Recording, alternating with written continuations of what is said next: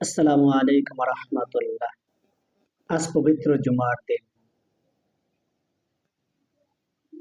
হে মুসলমান ভাইয়েরা, আসুন আমরা সকলেই জুমার নামাজ পড়ার জন্য প্রস্তুতি নিয়ে মসজিদের দিকে চলে যাই।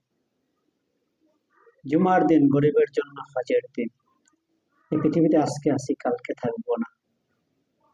এ দুনিয়ায় পড়াই করে কি লাভ?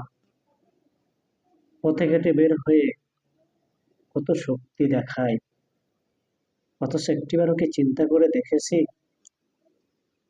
আজকে আমার হাত পা চক্ষু আছে, এর বীরত্ব দেখাচ্ছি, কিন্তু এর এক সেকেন্ডেরও ভরসা নেই। যে কোনো মুহূর্তে আল্লাহ আমাকে একটি অচল অসহায় মানুষ বানিয়ে দিতে পারেন। আমরা যদি পৃথিবীর আনাচে কানাচে তাকাই, অনেক বড় বড় শক্তিশালী মানুষ ছিল, যাদের একসময় হাত পা চক্ষু সবই ছিল, কিন্তু আজকে তারা হাত পা চক্ষু হারিয়ে অসহায়ের মতো মেডিকেলে পড়ে আছে।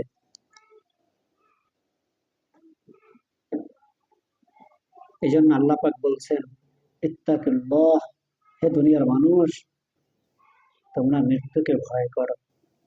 দুনিয়ার সবকিছু থেকে পালানো যাবে, কিন্তু মৃত্যু থেকে পালানো যাবে না।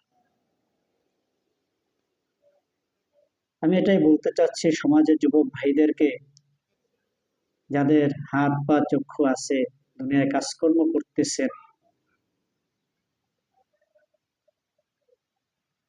আল্লাহর কাছে বেশি বেশি শুকরিয়া আদায় করো। আমি যেখানে বসে কথা বলতেছি সেটি হলো বাইতুর রসুল দৃষ্টি প্রতিবন্ধী এতিমখানা মাদ্রাসা। যে মাদ্রাসাটি